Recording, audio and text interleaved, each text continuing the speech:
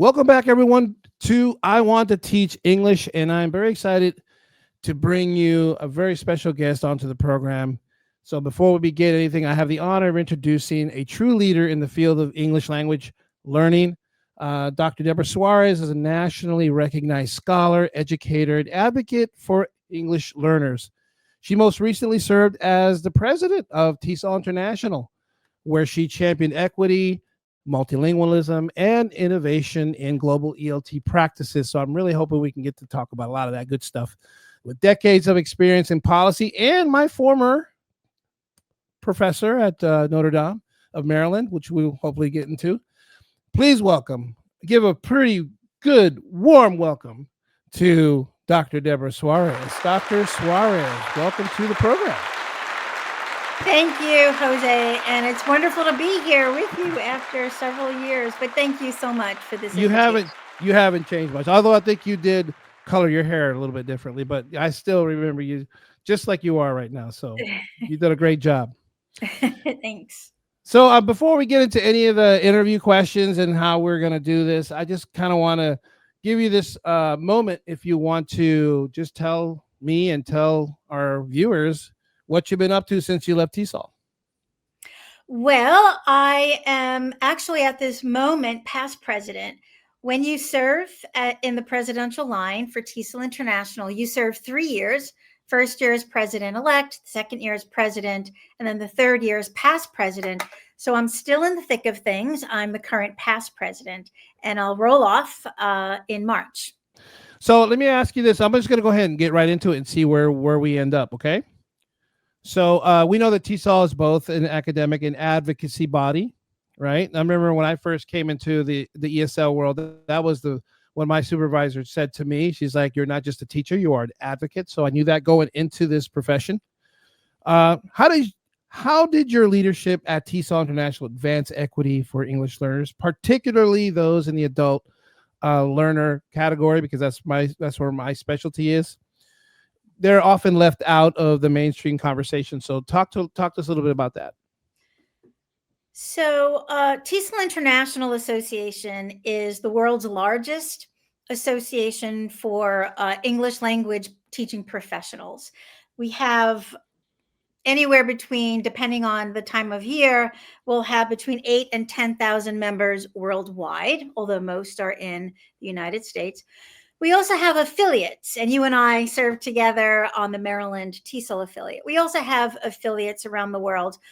Right about now, about 140 affiliates. So almost every state has a TESOL affiliate, and many countries have a TESOL affiliate. I say that just to share with you the very wide breadth that we serve for our English language teaching professionals. So TESOL International, equity and access is at the heart of our mission and at the heart of our principles. How do we attend to it? Well, first, growth mindset. Whenever you're talking about equity and access, all of us, even though equity and access is at the center of what we do, we need to have a growth mindset for what we need to know, how we need to serve our learners. Well, I do want to mention about adult learners, because that's a very interesting piece. In the U.S., we talk about adult learners. And often that's the workforce field, right? And the workforce arena in the U.S. Adult education is a concept that does not neatly transfer into other international contexts. Mm-hmm. And we've learned that. We have looked very specifically at the adult ed space and how can we bring equity and access and bring it further into the conversation. So what we learned is that it isn't easily transferable. And so we have to have global perspectives, but local contexts. And that's what we learned there. That makes sense, because depending on what region, or what area you're at, I mean, there are specific needs for those particular areas. I know I was out in the Midwest recently, and there was a lot of people who were interested in coming and talking with me after my presentation, because a lot of their workers, were new to not just new to the country and new to that area, but the teachers themselves were new to trying to adopt these strategies that they weren't really equipped to handle. because they never really had to deal with that kind of growth in population of immigrants. So there was that, trying to stay above water, if you will, a survival type of instructional approaches. But whatever the case may be, it's like you said, it's like it really kind of depends on what areas you're at, and it's really localized. So there could be an immense amount of need in one particular city or one particular area, whereas I say in Baltimore, we've been doing this for a long time. So we kind of know all the razzle dazzle. We kind of know how to shake it, but in other places they don't quite know it as well. Yeah, and that's a very good point. And we see that in the K-12 space as well, because when we're working with English language learners, we're really affected by migration patterns, immigration patterns, and who's coming into our schools due to those different patterns. And what's interesting, though, is that in the K-12 space, we have managed very well to develop this profession. And we are seen as a profession. We are credentialed, we are licensed in the K-12 space. Not so much in the adult ed space, even still, right? Right. And so there are people like me that are going around the country and talking to these, and they're small programs, so they don't really have a lot of resources to begin with. And a lot of them function with volunteers and that sort of thing. So there's a continuity issue with a lot of these programs. They just don't have the funding. And I get that. Which is why I think there's a great need to look at maybe how we can piece together some curriculums that would work depending on where you are in terms of resources. Oh, sure. And, what kind of curriculum would work? But then also when you look at your teaching force, who's able to implement that curriculum? A lot of folks think teaching adult learners is a matter of the heart. And as long as I can speak English and I have a good heart, I can work at the library behind, one of those screens and teach literacy and teach English.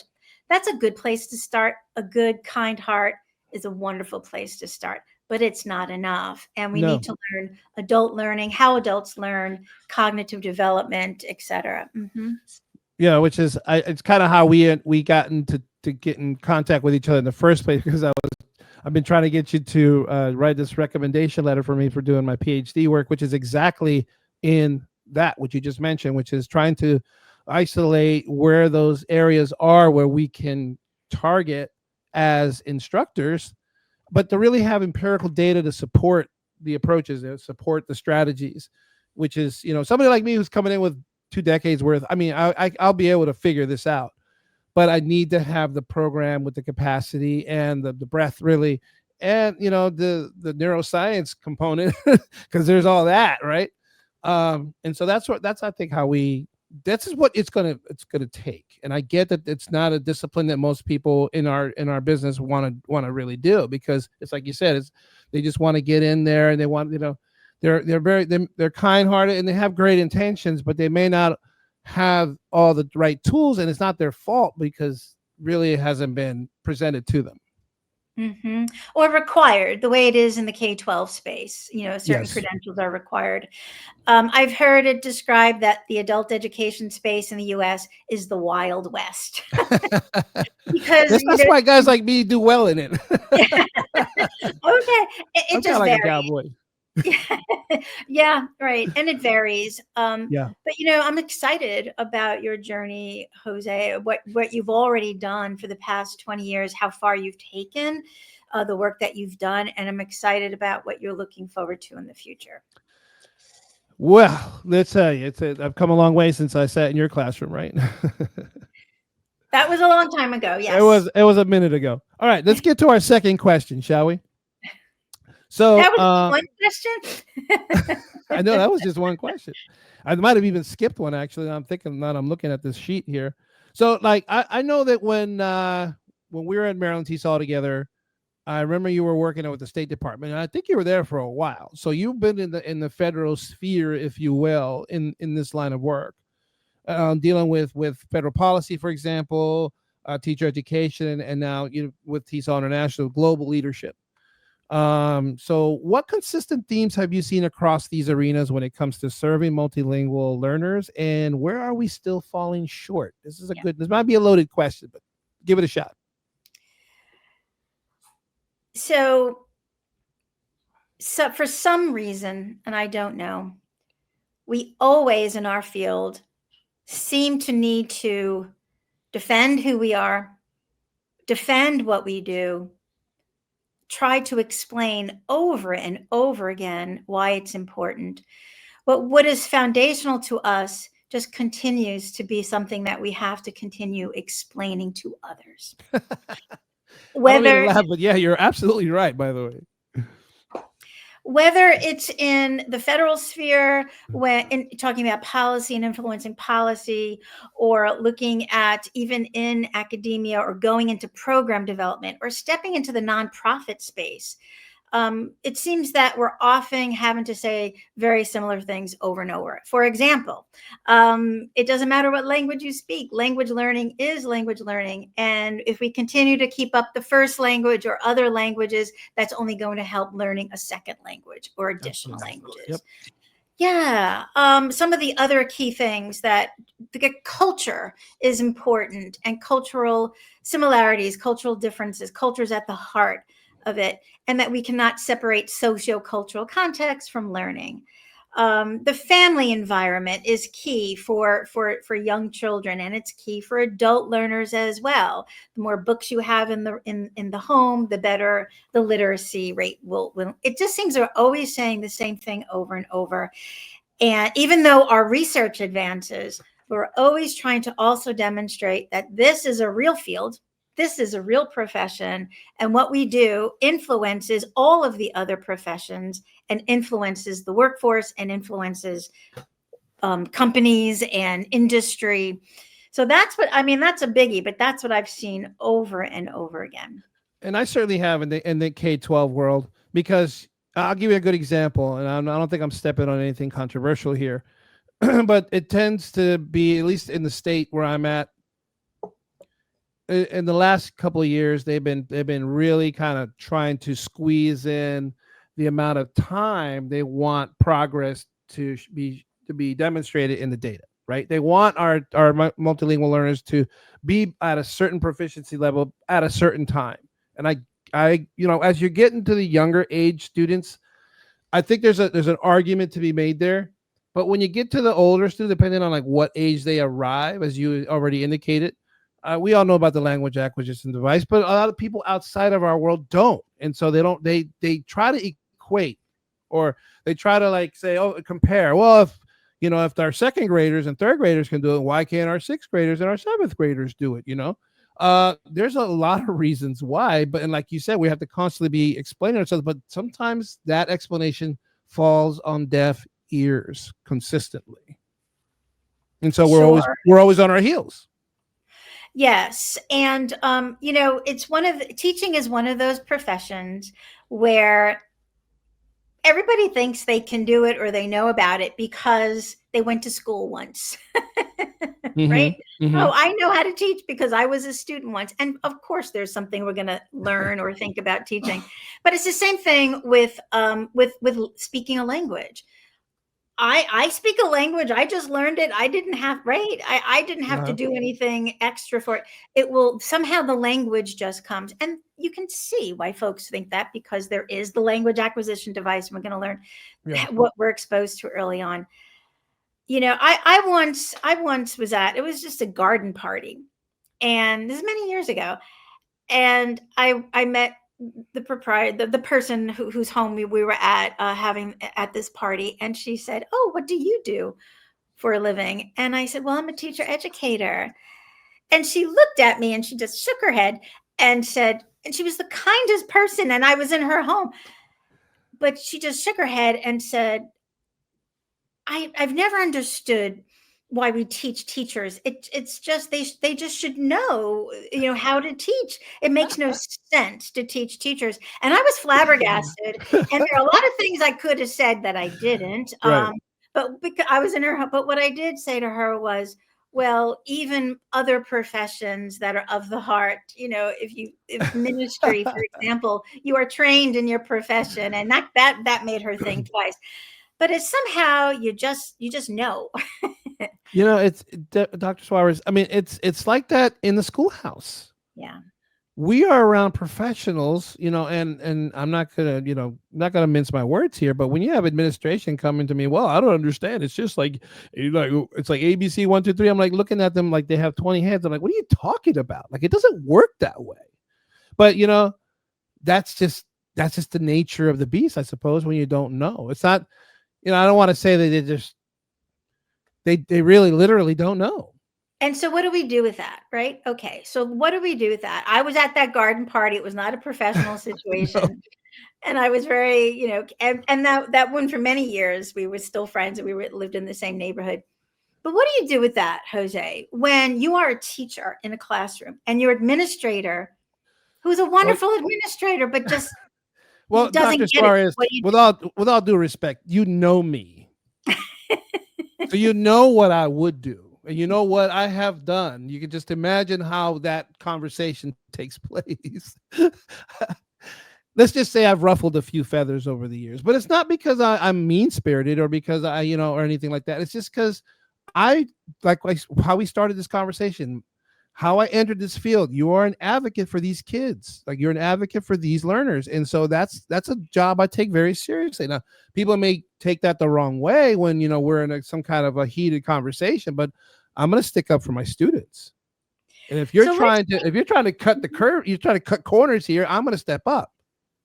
And let's talk about how we step up. How do we stand up? How do we stand where we are and take leadership from where we are? So coming back to your question, one thing I've learned, whether it's in academia or the federal space, is that we can always, or most often, find something that we agree on, a mutual goal. So in this example that we've created for ourselves, the mutual goal is that the teacher and the supervisor, we care about the kids and we want the students to learn. That is a mutual goal. We can always come around and learn something. We may have different opinions but if we circle around that shared goal, we can collaborate around that. We can. And that's how, in that moment, when we find ourselves talking with somebody who just doesn't get it because they have had different experiences, we can look for what do we share and build on that. Well, because the strategies have to transcend just ESL. And I'll give you an example. Okay. The book that I came out with earlier this year was a writing assessment. It's a writing book, right? It's for ESL for beginners. However, some of my colleagues that work in special ed got a hold of this book. And so they're using it with their special ed students because they say it really works. It really helps them with their special ed students. Come to find out, there are people in gen ed that find it of use as well. So now what's meant for ESL, well, at least what was designed for ESL, turns out is malleable and can be used with gen ed students as well. So how do we approach that? Well, we have to collaborate with people. Excuse me. We have to collaborate with those people from other subject areas. In this case, the general ed teachers, the general ed arena, if you will, and collaborate with them, because a lot of the strategies that we use with our ESL students will work with those that are struggling readers, those that are struggling writers. And so we can actually share more than just resources. We'll be able to share and really kind of collaborate and put our brains together and try to resolve a lot of these issues, because let's face it, our education system has a lot of problems, and sometimes those problems intersect. Exactly. And that's a wonderful example of coming together and sharing resources around, a shared or mutual goal, but still you are acknowledging what each partner is bringing to the table, and the distinct and unique contributions of those individual partners. And so that's a big thing that I've learned across these different spheres, is that we must partner, we must collaborate. And I know that it might sound a little sort of vague, but it's not. It's coming together around collaborative partnerships and different kinds of partnerships. We're talking within the schools, but there's partnerships with business owners, partnerships with nonprofits, and then the schools. People need to be open to it, and you have, and this is, I'm not saying anything you don't know. People are very territorial. In education, we're still dealing with people. People are territorial. I've had to have really hard conversations with colleagues before over the years, and they didn't exactly like it, but it had to be said. And maybe that's part of the issue. Maybe part of the issue is that we just don't have enough people that are willing to actually have those hard conversations and not be afraid to ruffle feathers. Maybe we need people that are like that, like me, for example, like people that aren't afraid to say it, what everyone's thinking, but they just won't say it because they feel retribution, or they don't want to be outcasts, or they don't want to piss off the boss, for lack of a better way of saying it. I've never been afraid to piss off the boss, ever. And I think that may be one of the reasons why I've had to deal with certain adversities in my career. But I make no apologies for it, Dr. Suarez. Because I know it was for the right reason. I firmly believe, and my 35 etc. years have taught me, that teaching is a courageous profession. It is. Yeah. Whether we're teaching K-12, whether we're a professor in a university, or we're teaching adults in a library basement, teaching is a courageous profession. It takes courage every day to have those kinds of conflicts face you. The challenges face you within each one of our students. There are challenges that they're facing that they bring to the classroom. There's challenges that we then, with our own self-care, are facing. There's advocacy. There's continued learning. You know what? We know we are on the front lines as classroom teachers. We know the high stakes every single day. And so what do we do with that? Right. We need to be courageous in the given moment. We have too many courageous every single moment, but teaching is a courageous profession. It is. Look, it goes back to that original point I said at the beginning. It's like you have to if you're going to call yourself an advocate, then advocate. Yeah. Otherwise, don't call yourself an advocate. Don't say, "Oh, I advocate," but then, like, when the hard situation comes up, you don't want to say anything. You sit in the corner quiet. No, that's not being an advocate. So let's talk about that a little bit. Let's expand this, because we're facing these challenging times. There's a lot of challenges. Right now would be a good time to face it, because it's everywhere. It's everywhere you turn. Everywhere you turn, not just in the U.S. A lot of what we're seeing happening right now in the U.S. is affecting worldwide English. Absolutely. Absolutely. So I recently came out with a book. I'm trying to remember the title.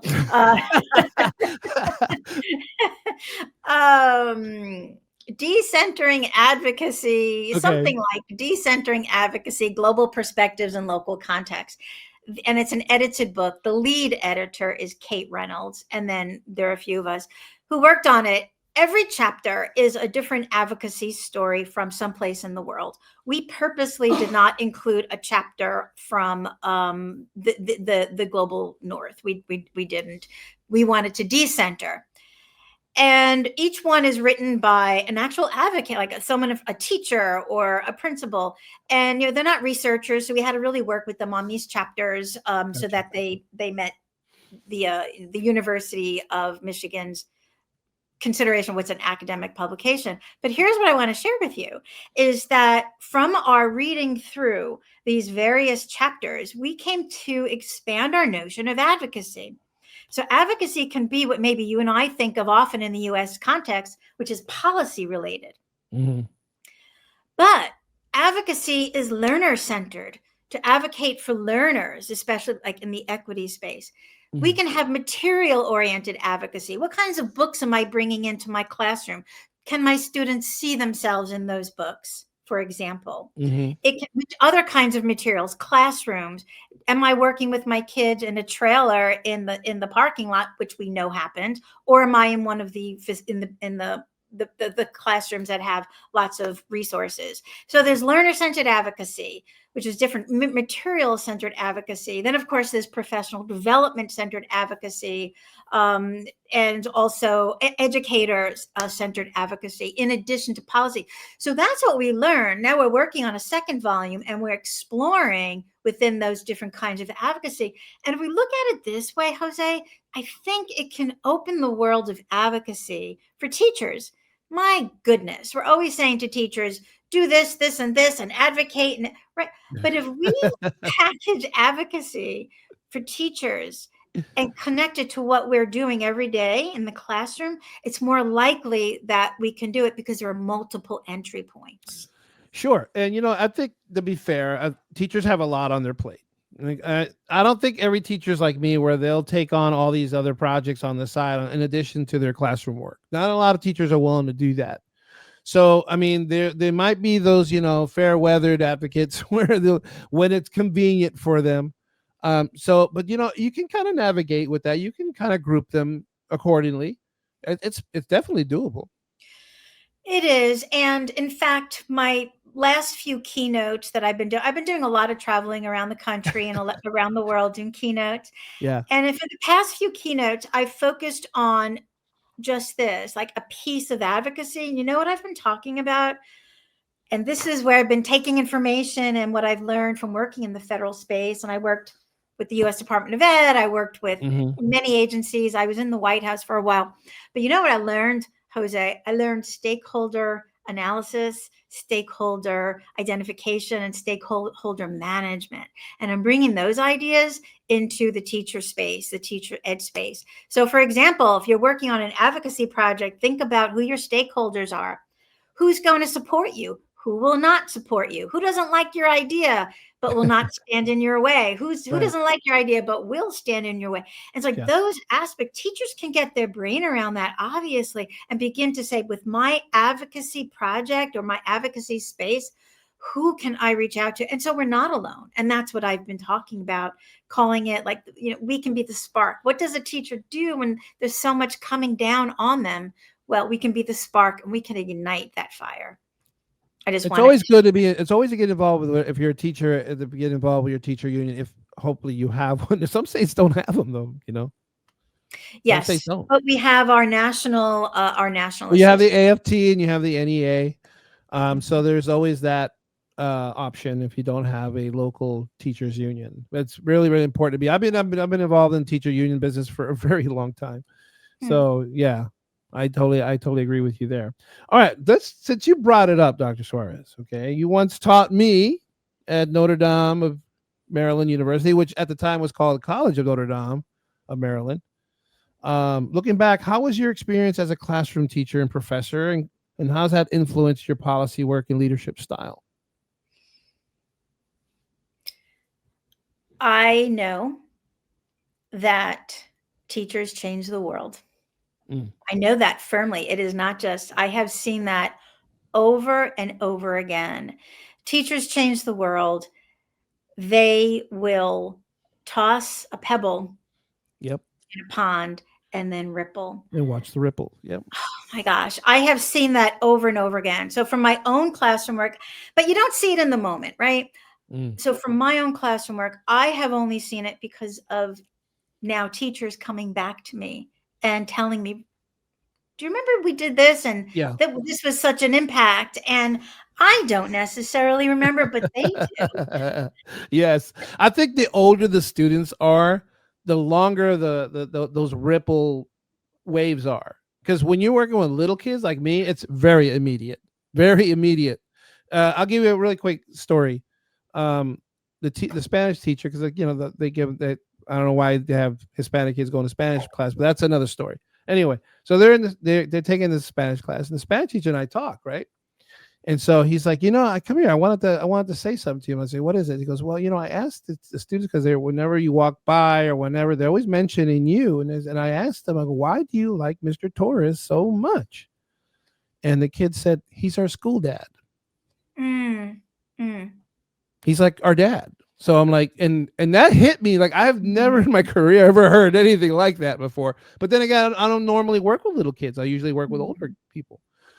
So going back to what you were saying about that ripple, I mean, it's very immediate when the younger they are, but the older they are, I think that spreads out. And so I have kids that come visit me.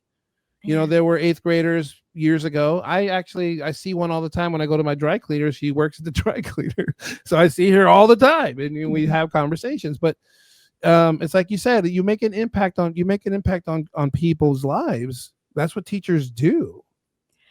Hopefully for the better, That is beautiful. That is so lovely. And when you shared what that little boy said, Mr. Jose is our school dad. I mean, think about what that means. You created a home for that child. The child, they're safe with me. They feel safe with me. They know that I'm going to protect them, Yes. Safe and protected. That's beautiful. That's just, sorry, I'll share a story with you. Go ahead. So I was a classroom teacher, but also most of my career was as a professor, as a teacher, educator, and researcher educator. So, and so I've taught many doctoral students who then moved on to become professors. So recently, maybe 4 years ago, I was advocating. I was up on the Hill.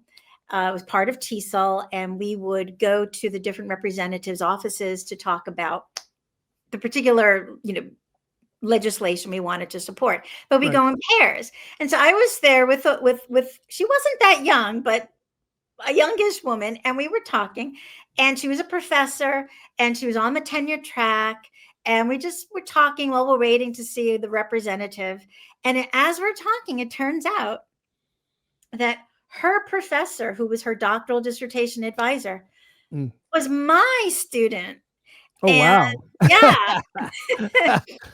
And I was like, oh my goodness, yes. And my former student is now a full professor and is training, doctoral students. And this woman stopped and she got this look on her face and she leaned forward and she said, "You're my academic grandma." Yeah. And then she caught essentially. herself. I mean, that's one way of looking at it, but yeah, for sure. And she caught herself and she said, "Oh my gosh, I'm so sorry." And I said, "No, I love it. I have probably liked grabbed onto it. I love it. I love being an academic grandma. Someday I hope to be an academic great grandma." But yeah.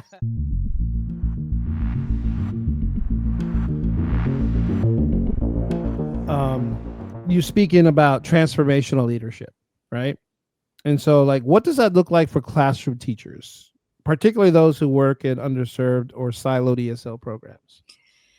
So transformational leadership is an idea that's been with us since the 1970s and actually started out with, sorry, I'm segueing into a lecture here, but there's a purpose of it. Do it. But really started out in the political discussion, political sphere. In fact, when it first came out, it was from a political scientist. But transformational leadership started out in the 1970s and has been progressively expanded and then brought into different realms outside of the political sphere. So the idea behind transformational leadership is just that, is that there's a purpose of leadership. We're not just becoming leaders for our ego. Some might be, but that's something else, right? So transformational leadership, the purpose of it is to transform something, to impact something, to influence something, which is why we're teachers. Can you give me an example? Give me like a real world example. A real world example of transformation would be let's take a look at some of the things that we've really accomplished. For example, moving from a huge shift from sink or swim, that English language learners would come into the school classroom and just be put in an age appropriate classroom, but it's not linguistically appropriate. It's not doesn't have any of the support. And they're just supposed to learn with an all English textbook, a monolingual English teacher, and just supposed to learn. We moved from that. That was the way it was in the 1970s. We moved from that through Lau versus Nichols into Plyler versus Doe, where we are now, where it's supposed to be. We'll see the challenges. But right now, there's supposed to be a curriculum in place, a research-based curriculum. They're supposed to be placed appropriately. They're supposed to have trained teachers and appropriate textbooks and materials. That's an example of a transformation. So that's what I talk about now: ethics, empathy, ethical decision making in the classroom, which always brings us back to what's the mission of your school. What do you all agree upon, no matter where you are in the building, staff, teacher, administrator, and we can all come around that. Can I And it's a ask way to you? live Can I with ask? Can faith. I ask you a question? And if you're not comfortable with it, I'll edit it out. Trust me. Are these qualities mainly for women? Because do you think men have an issue with demonstrating these qualities? Because I've noticed that this field is primarily women. There aren't a lot of men doing this. Why? Why do you think that is? Interesting. Well, okay. I Like I said, go back in the history. if you're not comfortable with it, I can edit it out. Trust me, I will. You can tell me after you're done saying, "Look, just take that part out." No. Let me give it a whirl, and you can Okay. still take it out. It might be controversial. You know how I roll, though. You know how it's not like you didn't know how I roll to begin Okay, with. so let me address it from a different. I was going to talk about the history. Let me talk about. So there's another book that I recently came out with, 2023, and I don't exactly remember the title of that either, but it was something like Women's Leadership in TESOL Critical Autoethnographies. Okay. Okay. I remember the book. I just forget the titles. Anyway. You know what's inside of it. That's what matters. I totally feel you there. Do you? I do. There's a lot of books that I don't remember the titles to, but I remember what was the content of it was. But your own? I can even cite like word for word parts of the book, but I can't remember the title. Go ahead. Well, anyway, so in it, so myself and my co-editor Doa Rashid, we were looking at women's leadership in TESOL, and every chapter is a different story of a different woman, and the reason why we focused on women was that even though TESOL is highly dominated by females, nonetheless, the leaders in TESOL tend to be men. This is very, very interesting you bring this up, because I actually, I won't go into detail, but I did write something recently, and I did post it of all places on Reddit, knowing that it would create controversy, right? But it didn't go the way I thought it was. I thought for sure the knives were going to get sharpened and pointed right at me, but it didn't go that way, and I'll tell you why. Because in all the research that I did across the country, there's a huge number of middle management leadership roles that are dominated by women, right? And when we're talking about ed associate, we're talking about, department heads and that sort of thing. And even like in principalships, they tend to be, the higher up in the echelon you go, they tend to be men. But here's the real kicker. It doesn't matter what state you're in, because I looked at red states and blue states alike. Didn't matter what state you were in. It was always going to be the smaller amount were going to be men, the smaller amount in terms of teachers and whatnot. They're always going to be 80. I think it was like 80. And not Maryland, I think it was like 80 or 90% women, which leaves us 10 to 20% men. However, when you get to the upper positions in education, they're almost all men. It completely flips on its head. It's 90% men. Why do you think that's astounding to me? It's astounding to me. It's for systemic inequalities. I mean, and there's nothing controversial about that. Systemic inequalities, where women have so much more to overcome. Even still, women tend to be the ones not only holding down their full-time job, but whatever family responsibilities tend to fall to women. That is still the case. Systemic inequalities. So when we were working on our book, and we continue to do the work and present and whatnot, we did not compare men and women. We weren't doing that. We were saying women's experiences in and of itself is a valid area of exploration and inquiry as women, as females. Yeah. Mm-hmm. So it wasn't comparing men or women, but talking about the system in which women are working and how women experience that system. And there are things like imposter syndrome. I mean, there's patterns of behavior that we see for women in education, because that's what we were looking at. Imposter syndrome, no matter how many degrees they have or how many years of experience, somehow they don't feel good enough. Or maybe they don't feel like they have what it takes to apply for the job. This is very interesting to me, and it's one that's very personal to me because I've tried in the past to move up, if you would, but for whatever reasons, I get passed over. I get passed up by women, of course. And at times I felt like, yeah, it's because it's mostly women. In fact, they're like 90%, 95% women. They're like, they apparently don't want guys around. I don't know, but it's not something that, like, if you want to attract more men into the profession, you got to get men more involved in these, don't you think? I think in order, People get turned off by that. Guys get turned off by that. And it's unfortunate because, you talked about being the schoolroom dad, right? Yeah. Unfortunately, and it's just this idea out there that men, if they're going to go into the teaching profession, that it's weird for them to be in the elementary classroom, and that's unfortunate.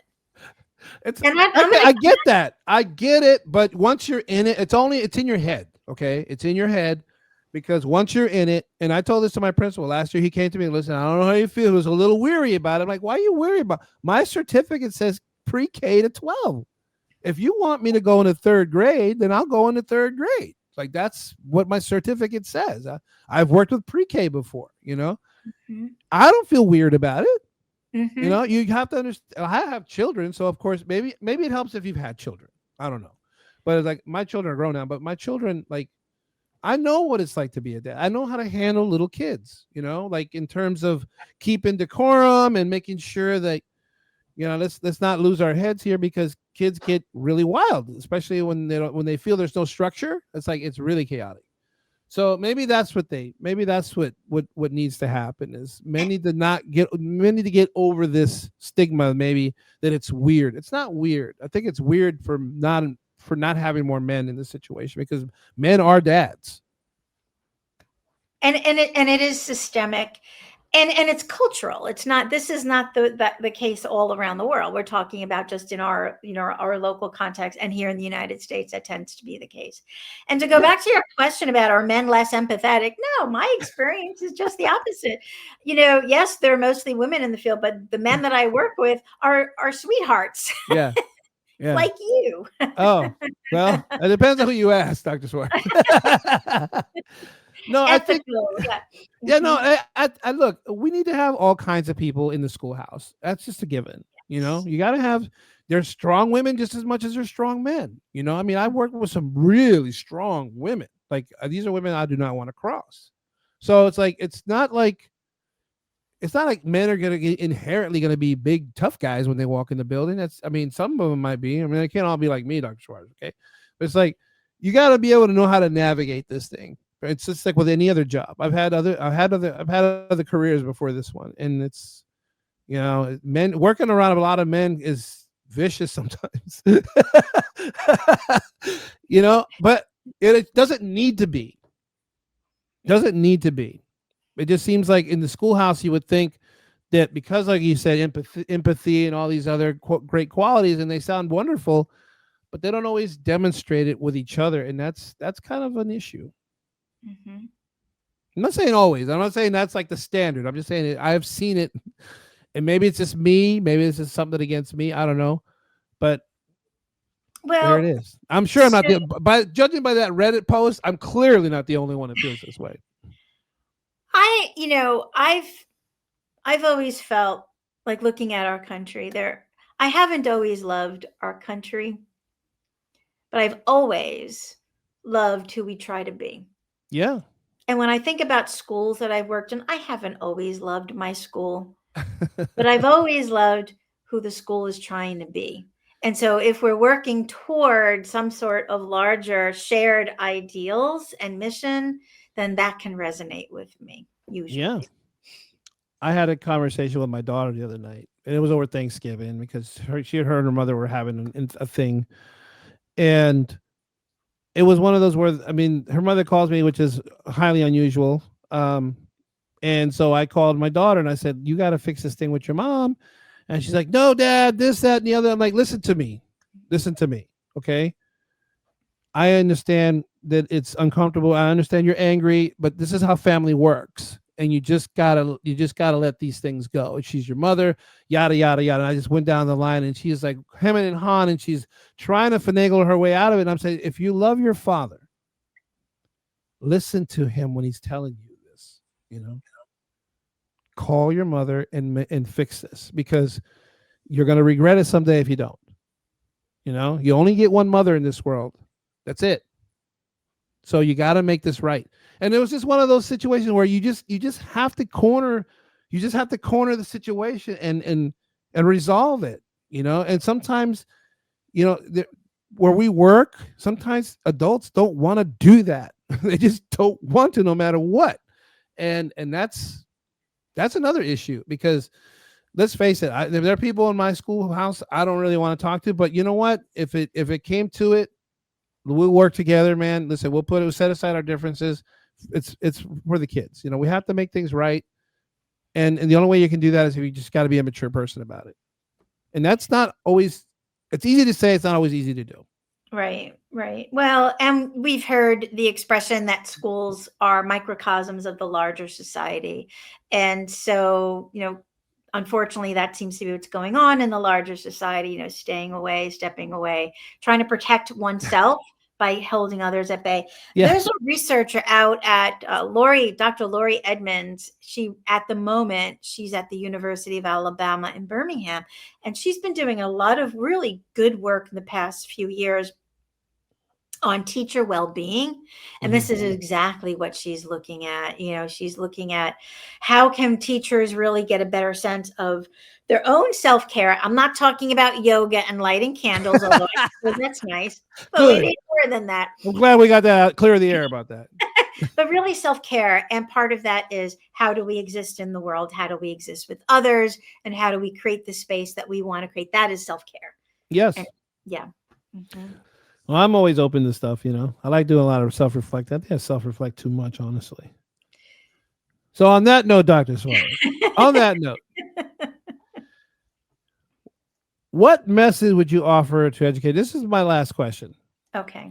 What message would you offer to educators like myself, those who design resources and writing programs outside of traditional publishing pipelines, which you know I do, who want to make a national or even a global impact?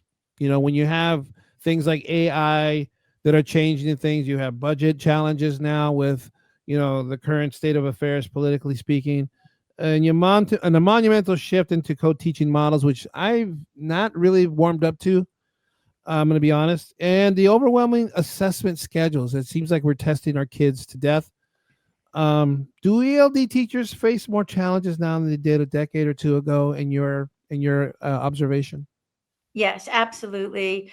A couple of challenges. We've already said that, oddly, our challenges still many of them are the same. We've definitely made improvements, but still many of the challenges remain the same. But the AI, let's talk about AI for a moment. It changes the experiences of the children coming up, and that's the real challenge. That the students that are sitting in our classrooms now and in the next several years, they're going to be very different from. The landscape's going to be different. The landscape's going to look a lot different. Whether we want, whether we like it or not, it's going to change. It just is. It's changing all kinds of industries. Think about it. It's changed the music industry.